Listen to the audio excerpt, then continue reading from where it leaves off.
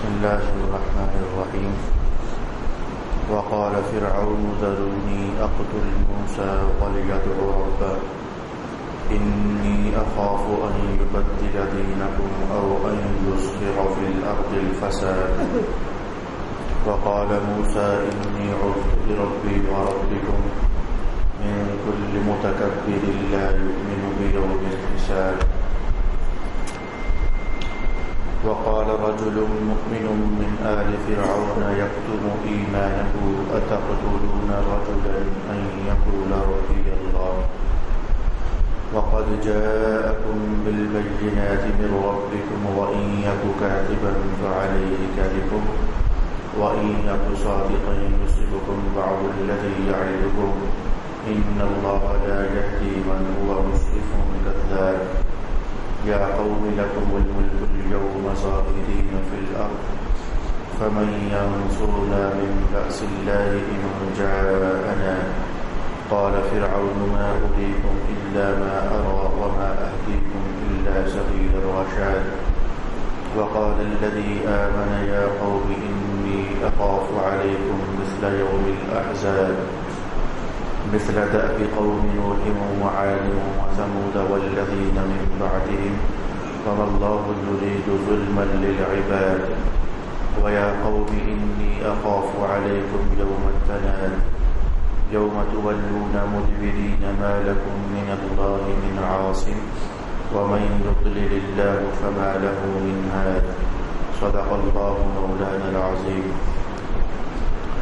الصلاة والسلام عليك يا سيدي يا رسول الله. الصلاة والسلام عليك يا سيدي يا حبيب الله. الصلاة والسلام عليك يا سيدي يا شفيع المذنبين وعلى آلك وأصحابك يا سيدي يا رحمة للعالمين.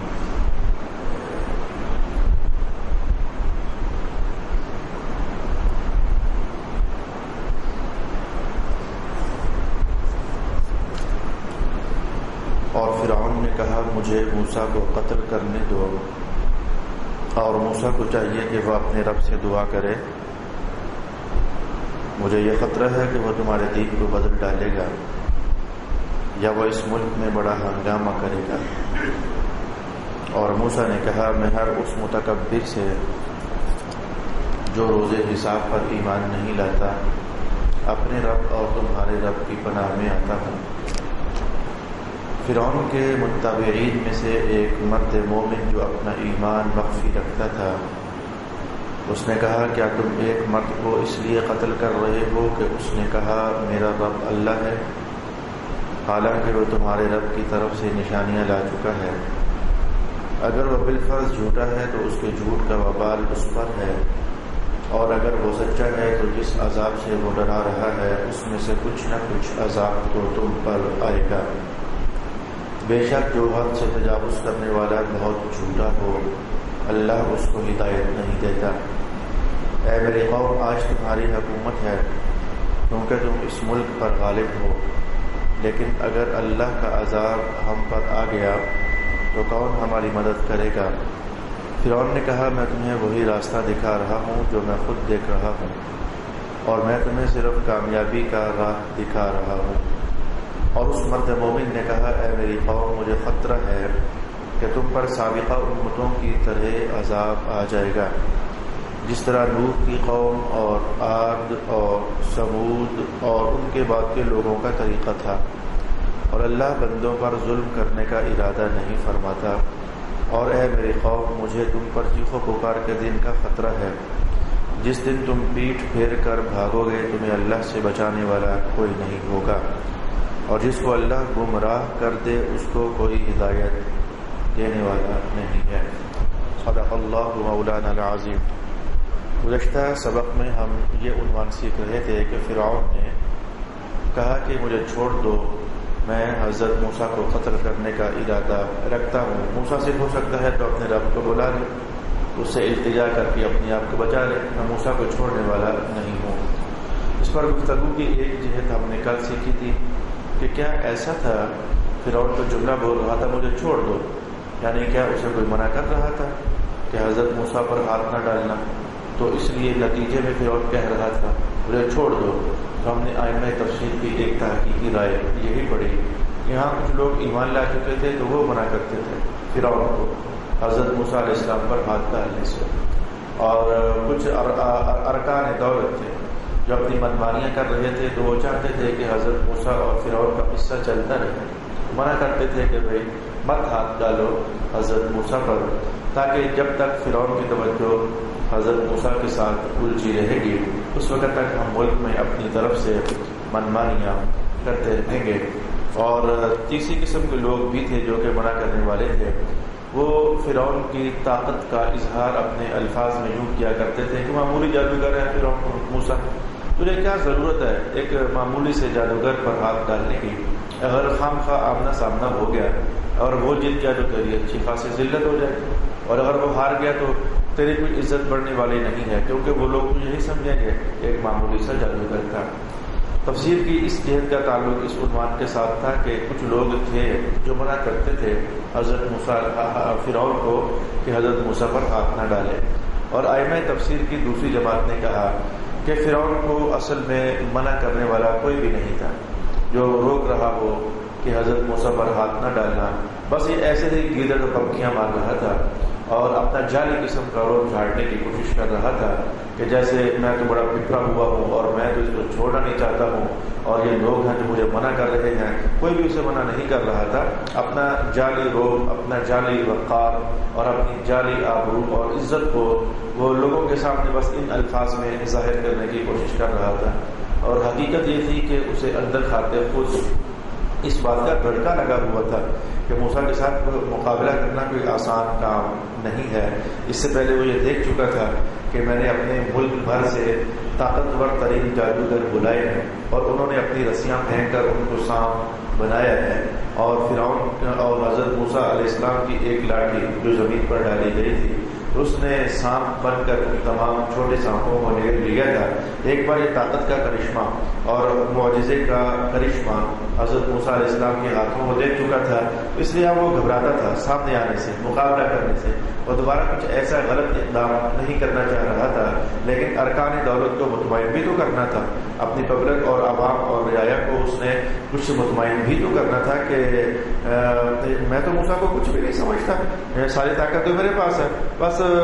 مجھے چھوڑ دو، بس ایک بار موقع بھر لینے دو، پھر دیکھو میں کرتا کیا ہوں موسیٰ کے ساتھ۔ پبلک کے اندر وہ اس طرح کا جعلی وقار اور جعلی روپ جھاڑنا چاہ رہا تھا، تو جو اس نے یہ کہا کہ موسیٰ سے کہو ذرا اپنے رب کو بلا لے، اور موسیٰ علیہ السلام نے واقعی اپنے رب کے ساتھ حضور دعا کر دی، وقال موسیٰ انی عذت بربی وربکم، حضرت موسیٰ نے دعا کے لیے ہاتھ اٹھائے اور کہنے لگے میں پناہ مانگتا ہوں، میں پناہ میں آتا ہوں، وہ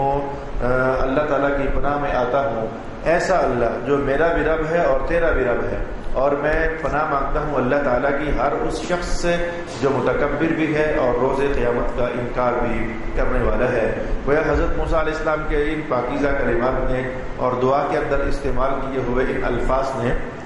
اہل ایمان کو یہ سبق دے دیا کہ جب بھی زندگی بھر کسی متکبر سے، کسی بدمعاش قسم سے آمنا اور سامنا ہو جائے تو ایسے میں انبیاء کی دعوت، انبیاء کی دعا، انبیاء کے دعائیا کلمات کچھ ایسے ہوتے ہیں، اے اللہ یہ طاقتور بھی ہے، یہ متکبر بھی ہے، یہ بدمعاش بھی ہے، یہ روز قیامت کا انکار بھی کرتا ہے، میں ان میں سے کچھ بھی نہیں ہوں، لیکن میں جانتا ہوں کہ سب سے بڑی طاقت تو تیرے پاس ہے، سب سے زیادہ قدرت والا تو ہے، اے اللہ میں اپنے آپ کو تیری پناہ میں دیتا ہوں، اس لیے کہ جس شخص کو تو پناہ عطا فرما دیتا ہے، زمانے کے سارے فرعون اکٹھے بھی ہو رہے ہیں، اس کا کچھ بگاڑ نہیں سکا کرتے ہیں۔ اور دوسری بات، فرعون جس بات کو تو نے تانا بنایا ہے، جس بات کو نے استہزاءً کہا ہے کہ کدھر ہے اب موسیٰ کا رب، بلائے موسیٰ اپنے رب کو، تو تجھے جاننا چاہیے کہ یہ کوئی مذاق والی کہانی نہیں ہے، یہ تو نے تیری منہ سے سچا کلام اللہ نے نکلوا دیا ہے کہ واقعی کوئی رب ہے جسے مشکل کے اندر پکارا جایا کرتا ہے اور جسے مشکل کے اندر بلایا جاتا ہے، تو اس بات کو تو استہزاءً بات کرتے ہوئے میری طرف اچھال رہا ہے، میں اسی بات کی حقیقت کو سمجھتا ہوں اور جانتا ہوں، اسی لیے تو کہہ رہا ہوں ربی بربی وربکم من کل متکبر لا یؤمن بیوم الحساب، میں اپنے رب اور تمہارے رب کی پناہ میں آتا ہوں۔ رسول پاک صلی اللہ علیہ وآلہ وسلم کا مقابلہ بھی فرعونوں سے کم نہیں تھا، جو آپ کے سامنے ابو لہب کی صورت میں فرعون تھا اور آپ کے سامنے جو ابو جہل کی صورت میں جو فرعون تھا، تو ان فراعین زمانہ کے ساتھ بھی سرکار دو عالم صلی اللہ علیہ وآلہ وسلم کا مقابلہ اس پچھلے فرعون سے کچھ کم نہیں تھا۔ اس لیے رسول پاک صلی اللہ علیہ وآلہ وسلم کچھ اس طرح کے دعائیہ کلمات اللہ تعالیٰ کے حضور پیش کیا کرتے تھے، اللہم انا نجعلک فی نحورہم، اے اللہ میں تجھے ہی ان کے مقابلے میں اپنا حامی اور والی وارث تصور کرتا ہوں، ونعوذ بک من شرورہم، اور اے میرے رب ہم ان کے شرور سے تیری پناہ میں آتے ہیں۔ تو رسول اللہ صلی اللہ علیہ وآلہ وسلم بھی، بلکہ میں کہوں گا کہ آدم علیہ السلام سے لے کر سرکار دو عالم صلی اللہ علیہ وآلہ وسلم تک تمام نبیوں کا یہی وتیرہ رہا، تمام نبیوں کی یہی عادت رہی کہ جب قوم میں سے کوئی فرعون بن جاتا، نمرود بن جاتا اور حامان بن جاتا اور بدماش بن جاتا، تو انبیاء کرام بھی اپنے رب کی حضور التجا کرتے۔ ان کی دعاؤں کا مرکزی نقطہ یہی ہوتا کہ اے اللہ میں تیری ہی پناہ میں آتا ہوں، میں تیری ہی طاقت اور قدرت کا سہارا طلب کرتا ہوں، میری مدد فرما دے۔ وقال رجل مؤمن من آل فرعون یکتب ایمانہ، یہاں سے پھر قرآن حکیم نے حضرت موسیٰ علیہ السلام پر ایک شخص ایمان لا چکا تھا اور جس کا تعلق فرعون کی قوم کے ساتھ منتا تھا، لیکن حالات اور واقعات کو دیکھ کر کے وہ اپنا ایمان چھپایا کرتا تھا۔ اسے ڈر تھا اور دھڑکا کہ اگر میں نے اپنے ایمان کا اظہار کر دیا تو کہیں ایسا نہ ہو جائے کہ فرعون جو ہے مجھے پکڑ کر کے تو ذلت اور رسوائی کا نشانہ بنا دے، اور یا پھر میری جان ہی کے پیچھے پڑ جائے، مجھے قتل کر دے۔ حالات سازگار تھے جو نہیں، وہ مومن شخص محسوس کر رہا تھا اور دیکھ رہا تھا کہ ہمارے پیغمبر اعظم حضرت موسیٰ علیہ السلام جو ایمان کی دعوت دے رہے ہیں، تو اس فرعون نے ان کی کون سی کوئی عزت کی ہے اور کون سا کوئی ان کے ساتھ نرم رویے سے پیش آیا ہے جو میں ایمان کا اظہار کروں گا تو میرے ساتھ یہ نرمی کا سلوک کرے گا۔ ایک زمانہ تک وہ اپنا ایمان چھپاتا رہا، اپنا ایمان چھپاتا رہا، اور پھر وہ ایام جب کہ حضرت موسیٰ علیہ السلام کو قتل کرنے کا ارادہ رکھ رہا تھا فرعون، جیسے کہ ابھی ہم نے الفاظ پڑھے، اس موقع پر اللہ تعالیٰ نے اس کے ایمان کو شعلہ جوالہ جیسے بنا دیا، اس کے دل کی چھپی ہوئی بات کو اس کی زبان پر جیسے ظاہر فرما دیا، اور تمام خطروں سے کھیلتے ہوئے اور تمام پریشانیوں سے بے نیاز ہو کر کے تو آخر اس کی زبان پر کلمہ حق جاری ہو ہی گیا اور کلمہ صداقت کا اظہار اس نے کر ہی دیا، اور اس کے منہ سے نکلے ہوئے الفاظ قرآن حکیم نے اپنا حصہ بنائے اور اپنا عنوان بنائے، اور ارشاد ہوا کہ اتقتلون رجلا ان یقول ربی اللہ، او میری قوم کیا تم اس لیے ایک شخص کو قتل کرنا چاہتے ہو کہ اس کا جرم تمہارے نزدیک کیا صرف اتنا ہے کہ وہ کہتا ہے کہ رب ایک ہے، میرا رب بھی اللہ ہے، تمہارا رب بھی اللہ ہے، جو اللہ کو ایک ماننے والا ہو، تو کیا اس کے تمہارے خیال میں اس جرم کی وجہ سے تم اسے قتل کرنا چاہتے ہو؟ وقد جاءکم بالبینات من ربکم، حالانکہ وہ تمہارے پاس اپنے رب کی طرف سے کھلی نشانیاں لے کر کے تو آ چکا ہے۔ کچھ یہی کلمات تھے، سیم یہی کلمات تھے جو کہ حضرت ابو بکر صدیق رضی اللہ تعالی عنہ نے اس دن کہے تھے کہ جب حضرت عروہ کہتے ہیں کہ رسول پاک صلی اللہ علیہ وآلہ وسلم حرم کعبہ میں نماز ادا کر رہے تھے تو عقبہ بن ابی معیط آیا، اور یہ بڑا غٹ قسم کا غنڈہ قسم کا کافر تھا مکہ کا، اس کے ہاتھ میں آج بھی کپڑا تھا، جیسے ہم کہتے ہیں کوئی صافہ ٹائپ چیز، تو اس نے وہ صافہ بے دھڑک ہو کر کے اور بے خوف ہو کر کے سرکار دو عالم صلی اللہ علیہ وآلہ وسلم کی پاک گردن میں ڈال لیا، اور گردن میں ڈالنے کے بعد اس کو پھر بل دینے لگ گیا، اور بل دینے کے بعد وہ جیسے جھٹکے بھی لگا رہا تھا، نعوذ باللہ العزیز۔ تو اس موقع پر حضرت ابو بکر صدیق رضی اللہ تعالی عنہ نہ جانے کہاں سے اللہ کے حکم سے وہ ادھر سے گزرے تو دیکھا کہ عقبہ بن ابی معیط رسول پاک صلی اللہ علیہ وآلہ وسلم کی ذات اطہر کے ساتھ گستاخی اور بے باکی کر رہا ہے۔ آپ آئے، بدن آپ کا نحیف تھا، کمزور تھا، پتلا تھا، لیکن آپ نے اپنی طاقت جمع کر کے ایک زوردار دھکا دے کر کے عقبہ کو وہ پھینکا اور رسول پاک صلی اللہ علیہ وآلہ وسلم کی مبارک گردن سے وہ کپڑا ہٹایا۔ تو اس موقع پر حضرت ابو بکر نے بھی یہی کلمات تلاوت کیے تھے اور کہنے لگے اتقتلون رجلا ان یقول ربی اللہ، ان یقول ربی اللہ وقد جاءکم بالبینات من ربکم، عقبہ کو مخاطب کیا اور مخاطب کر کے کہا کیا تم اس لیے ایک ایسے شخص کو قتل کرنا چاہتے ہو کہ اس نے یہ کہا ہوا ہے کہ اللہ ہمارا رب ہے، حالانکہ وہ تمہارے پاس کلی روشن دلیلیں اور نشانیاں اور معجزات لے کر آیا ہے۔ رسول پاک صلی اللہ علیہ وآلہ وسلم نے انہی ایسے لوگوں کو خراج تحسین پیش کیا اور خراج عزت پیش کیا جو باطل کے مقابلے میں حق کی آواز کو کبھی دباتے نہیں ہیں۔ رسول پاک صلی اللہ علیہ وآلہ وسلم کے کلمات میں آپ کی خدمت میں عرض کرنا چاہوں گا۔ حضور رحمۃ اللہ نے یہاں سے کلام شروع کیا، الا خبردار، یعنی وہ جو جملہ آپ نے سنا ہے وہ آدھا ہے، مکمل کلام آج میں حدیث کے الفاظ میں آپ کی خدمت میں پیش کروں گا۔ اور جو آپ اتنا جانتے ہو کہ ظالم بادشاہ کے سامنے حق بات کہنا جہاد ہے، یہ اتنا جملہ، یہ اتنا نہیں ہے، اس سے پہلے بھی دو جملوں پر مشتمل ایک کلام ہے جو کہ رسول پاک صلی اللہ علیہ وآلہ وسلم نے ارشاد فرمایا، اور میں کہوں گا کہ صرف ارشاد ہی نہ کیا، یہ قوم کو قومی ذمہ داری کا احساس بھی دیا، اور قومی ذمہ داری کی بیداری کا احساس اور شعور بھی رسول پاک صلی اللہ علیہ وآلہ وسلم ارشاد فرما رہے تھے۔ آپ نے سنا کہ جب کسی بندے کو پتہ چل جائے کہ حق بات یہ ہے، جب کسی شخص کو پتہ ہو، خبردار، جب کسی شخص کو پتہ ہو کہ حق بات یہ ہے اور حالات کا تناؤ ایسا ہو کہ بڑا دباؤ ہو، بڑا خوف ہو اور حق بات کہنا شاید اچھا خاصا مشکل بن رہا ہو، تو پھر رسول پاک صلی اللہ علیہ وآلہ وسلم نے ارشاد فرمایا کہ حالات کے دباؤ کی وجہ سے اور حالات کے خوف کی وجہ سے جس بندے کو حق بات کا پتہ چل جائے وہ حق کو دبانے میں اور چھپانے میں کبھی کوشش نہ کرے۔ سن لو اس بات کو کہ ظالم بادشاہ کے سامنے اور ظالم کے سامنے کلمہ حق کو کہنا اللہ تعالیٰ کے ہاں جہاد ہوا کرتا ہے، او کما قال رسول اللہ صلی اللہ علیہ وآلہ وسلم۔ تو اس مومن نے آل فرعون سے اس جو شخص ایمان لا چکا تھا اس نے ایک تو یہ کہا کہ کیا تم ایسے شخص کو قتل کرنا چاہتے ہو جس نے کہا ہوا ہے کہ اللہ ہمارا رب ہے اور تمہارا بھی رب ہے، وقد جاءکم بالبینات من ربکم، حالانکہ اس کے بعد تم بہت ساری نشانیاں دیکھ چکے ہو، تم جان چکے ہو کہ وہ اللہ کی قدرتوں کا مظہر ہے، تم جان چکے ہو کہ وہ اللہ کی عطاؤں کا مظہر ہے، تم جان چکے ہو کہ وہ اللہ کی قوتوں کا مظہر ہے، تم جان چکے ہو کہ وہ خدائی عطاؤں کا امین ہے۔ یہ ساری باتیں دیکھنے کے باوجود وہ عذاب والے قصے بھی تمہارے سامنے ہے، سمندروں کے پھٹنے کے عنوانات بھی تمہارے سامنے ہے، اور ہاتھ میں پکڑے ہوئے پتھر سے بارہ پانی کے چشموں کا جاری ہو جانا، اس عنوان کو بھی تم جاننے والے ہو۔ اور وہ کس بلاغت کے ساتھ اور کس فصاحت کے ساتھ فرعون کے دربار میں کھڑا ہو کر کے تو اپنے ایمان کا اظہار کر رہا ہے، اور اے فرعون تو وہ دن بھی جانتا ہے جب اس کی عصا اور لاٹھی نے اور ڈنڈے نے ہمارے جادوگر کے سب سانپوں کو نکل لیا تھا، تو ایسا ہونے کے باوجود پھر تم اس کو قتل کرنے کا ارادہ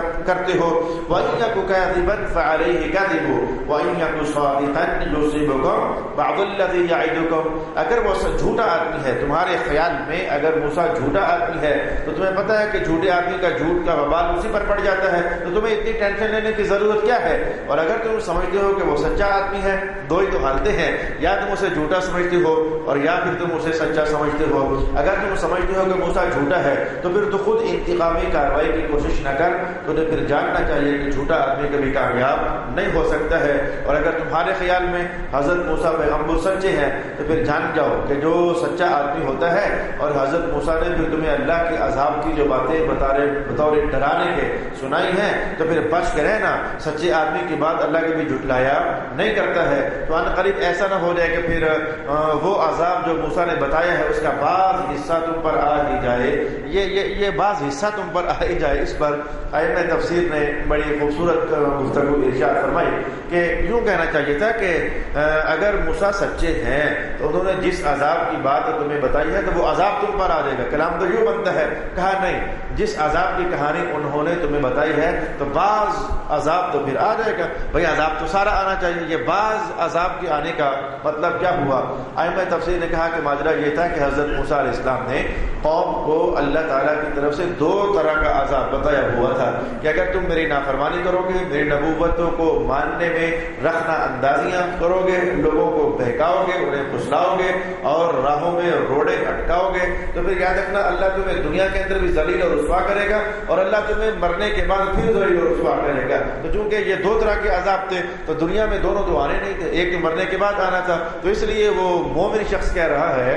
کہ جو انہوں نے بعض حصہ عذاب کا کہا تھا کہ دنیا میں آئے گا اور بعض حصہ عذاب کا آخرت میں آئے گا، تو پھر دنیا میں جب تک تم زندہ ہو تو بعض عذاب تو پھر آ ہی جائے گا، یا اس بعض عذاب کی طرف اشارہ کرتے ہوئے اس نے کہا کہ اگر حضرت موسیٰ بقول تمہارے جھوٹے ہیں تو جھوٹے بندے کے جھوٹ کا وبال اسی پر پڑ جاتا ہے، تم اتنا شعلہ بدامہ نہ ہو جاؤ، انتظار کرو،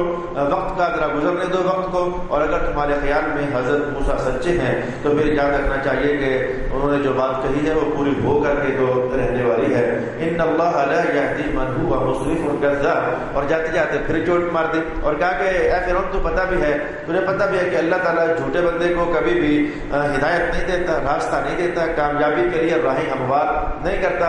اصل پس پردہ وہ پھر حضرت موسیٰ کی عظمت کا اقرار کر گیا اور کہا کہ جو بندہ جھوٹا ہو اللہ تو اسے کامیاب ہونے ہی نہیں دیتا ہے، اور موسیٰ علیہ السلام ایک بار نہیں 20 بار کامیاب ہو چکے ہیں، اگر وہ جھوٹے ہوتے تو ایک بار بھی کامیاب نہ ہوتے، اس لیے کہ جھوٹے بندے کی کامیابی ہوتی نہیں ہے، وہ ایک حالات اور وقت کا ایک تیز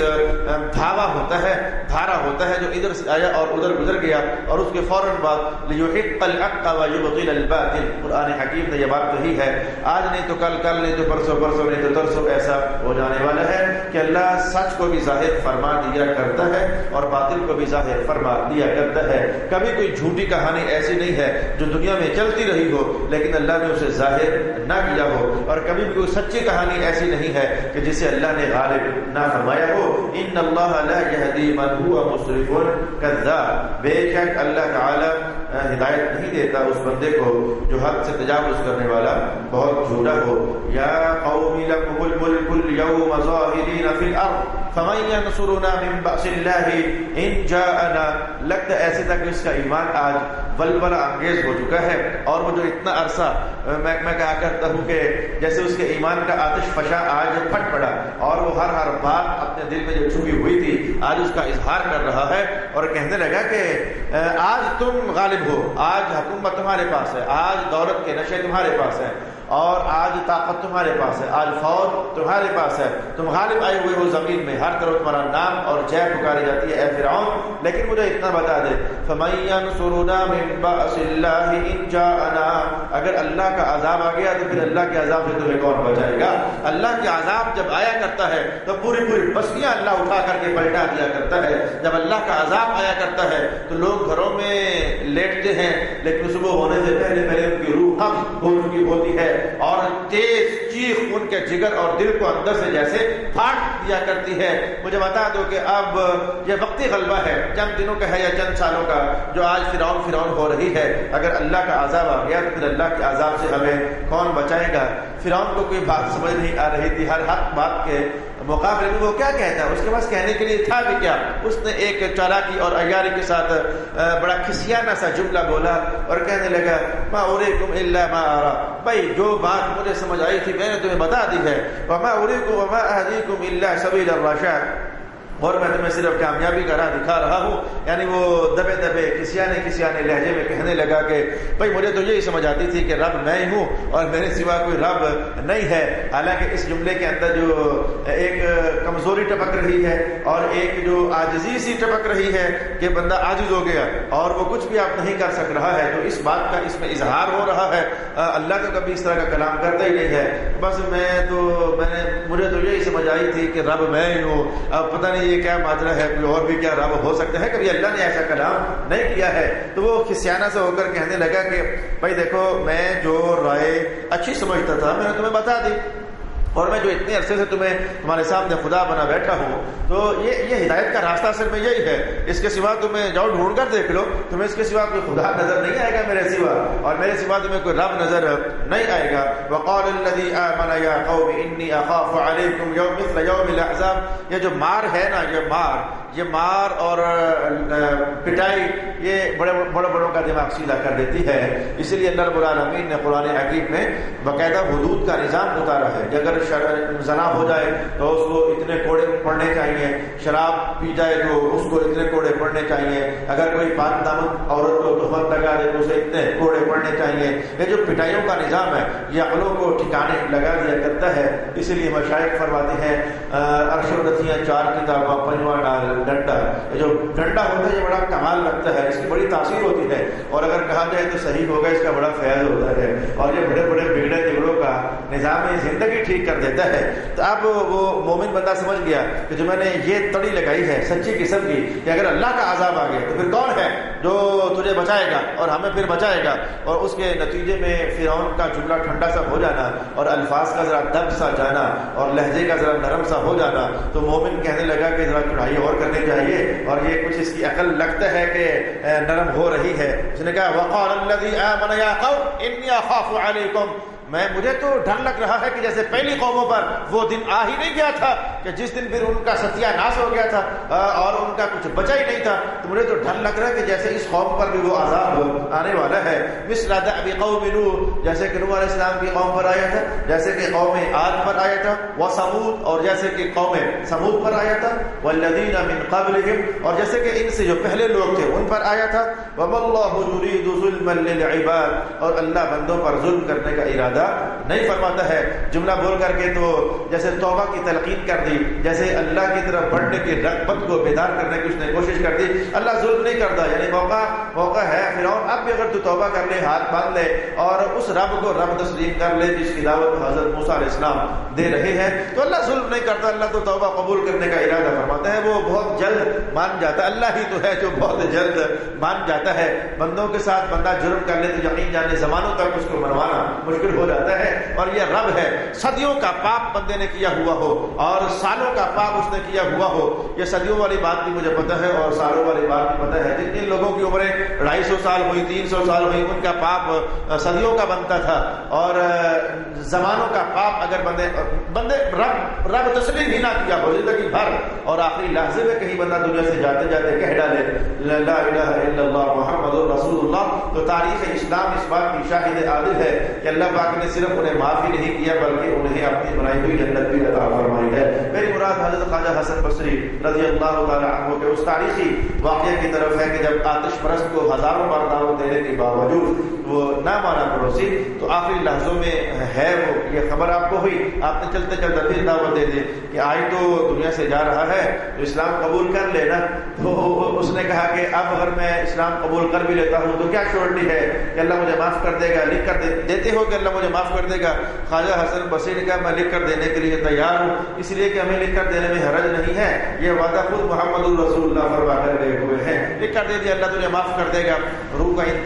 بندے کا انتقال ہوا، جنازہ ہوا، دفنایا گیا، تو رات کو خواب میں حسن بصری نے دیکھا کہ وہی بندہ کاغذ ہاتھ میں تھمائے میں دیکھ رہا ہوں کہ جنت میں ادھر سے ادھر جا رہا ہے، ادھر سے ادھر جا رہا ہے. میں نے آواز مار کر کہا او بھائی کیا بنا، تیرے رب نے کیا سلوک کیا؟ کہا حسن اپنا تو کاغذ واپس لے لے جو تو نے لکھ کر دیا تھا، اس کی ضرورت ہی پیش نہیں ہے، اللہ نے ویسے ہی مجھے معاف فرما دیا ہے کہ اپنا کاغذ واپس لے لے. تو صدیوں کا پاپ اور زمانوں کا پاپ اللہ ایک توبہ میں قبول فرما لے اور معاف کر دے، تو یہ اس کی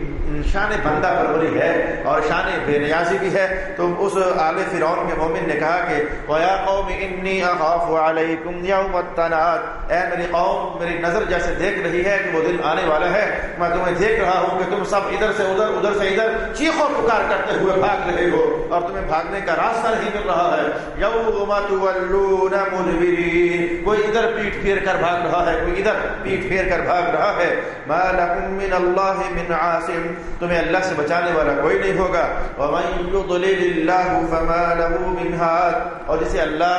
گمراہ کر دے تو پھر اسے کوئی ہدایت دینے والا نہیں ہوتا. وَلَقَدْ جَاءَكُمْ يُوسُفُ مِنْ قَبْلُ بِالْبَيِّنَاتِ، اس سے پہلے بھی تم میں حضرت یوسف تشریف لا چکے ہیں. مصر کا علاقہ ہے تو مصر کے علاقے میں حضرت یوسف علیہ السلام کا زمانہ نبوت تو گزرا ہے، اور آپ کی بادشاہت اور آپ کا حکمران بن کر رہنا اور جیل کے 12 سال کاٹنا صرف ایک عورت کی تہمت کی بنیاد پر، یہ سارے واقعات کسی سرزمین مصر میں دیکھے ہوئے تھے. تو وہ آل فرعون کا مومن کہنے لگا اس سے پہلے یوسف بھی تو آئے تھے اور وہ بھی تو کھلی نشانیاں لے کر آئے تھے، ان کی کھلی نشانیوں سے مراد یہ ہے کہ وہ خوابوں کی تعبیر جیسے کہہ دیا کرتے تھے اللہ ویسے کر دیا کرتا تھا۔ یہاں تک کہ سورہ یوسف کے الفاظ یہ بھی ہیں کہ ایک بار ایک شخص نے جھوٹ بولا اور کہا میں نے یہ خواب دیکھی ہے، جھوٹ بولا، کہا میں نے یہ خواب دیکھی، اس کی تعبیر کیا ہے؟ تو حضرت یوسف علیہ السلام نے اس خواب کی جو تعبیر بنتی تھی وہ بتا دی کہ جو یہ خواب ہوتی ہے اس کی تعبیر یہ ہوتی ہے۔ تو جب آپ تعبیر بتا چکے تو اس نے ٹھٹھا کیا اور مذاق کیا، کہنے لگا میں نے تو خواب دیکھا ہی نہیں تھا،